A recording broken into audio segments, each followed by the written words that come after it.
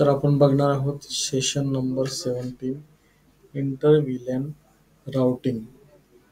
तर इंटर व्हीलॅन राउटिंगमध्ये काय असतं, ते कशा पद्धतीने वर्क करतं आणि त्याचे बेनिफिट काय आहे, तर आपण या सेशनमध्ये समजून घेणार आहोत. What is inter VLAN routing? VLAN routing virtual local area network divide a physical network into multiple logical networks. तर एका फिजिकल नेटवर्कमधून मल्टिपल लॉजिकल नेटवर्कमध्ये जर का कन्व्हर्जन हवं असेल, त्यासाठी व्हीलॅन राउटिंगचा आपण यूज करतो. Devices in VLAN cannot communicate directly. ज्यावेळेस जे काही व्हीलॅनचे काही डिव्हाइसेस असतील ते डायरेक्टली कम्युनिकेट होत नाहीत. नेक्स्ट आहे inter VLAN routing is needed to allow communication between devices in different VLAN. ते इंटर व्हीलॅन राउटिंगमध्ये काय होतं की ते राउटिंग व्हीलॅनचे जे काही वेगवेगळे डिव्हाइसेस असतात ते एकमेकांसाठी कम्युनिकेशन करण्यासाठी गरजेचे असतात. तर इंटर व्हीलॅन राउटिंगसाठी मेथड कोणती आहे, तर routing on a stick traditionally and very common. Layer 3 switch interlevel routing modern using SVG switch virtual network. अशा पद्धतीनं ते मेथड त्याच्या आहेत. पहिली आहे router on the stick, layer 3 switch inter VLAN routing.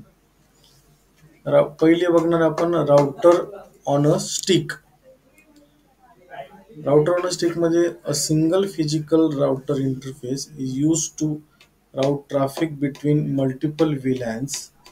Router interface is divided into multiple sub-interfaces, one per VLAN. Each sub-interface is assigned an IP for that VLAN, a VLAN ID with encapsulation like 802.1q. तर प्रत्येक सब इंटरफेसला एक I P address assign केलेला असतो आणि त्यासोबतच एक व्हीलॅन I D असतो, जसं की 8.2.1q अशा पद्धतीनं. तर ते वर्क कसं करतं, तर वर्क करण्यासाठी switch port connected to the router is set as the trunk port. Switch port जो असतो तो राउटरशी कनेक्टेड असतो आणि मल्टिपल व्हीलॅन डिव्हाइसेसला ते कनेक्टेड असतं. Router receives VLAN tag frames and router traffic between VLAN based on IP address. IP ॲड्रेसच्या बेसवरती जे traffic असतात ते व्हीलॅनला एकमेकांशी कनेक्टेड असतात. आता कॉन्फिगरेशन स्टेप्स कोणते कोणते आहेत, सगळ्यात पहिले व्हीलॅन क्रिएट करावी लागते. त्यानंतर त्याचा आय पी असाइन करावा लागतो. ओके. त्यानंतर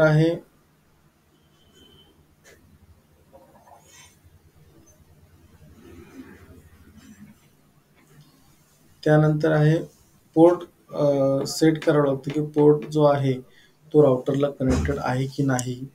अशा पद्धतीचे जे काही कॉन्फिगरेशन असतात ते करावं लागतं. त्यानंतर राउटरच्या कॉन्फिगरेशनसाठी सेम तसंच करावं लागतं. सब इंटरफेस प्रत्येक व्हीलॅनला कनेक्टेड आहे का नाही ते चेक करावं लागतं. आय पी ॲड्रेस जो असतो तो असाइन करावा लागतो प्रत्येक सब इंटरफेसला. आणि जे इन्कॅप्सुलेशन आहे ते आपल्याला अलाव करावं लागतं.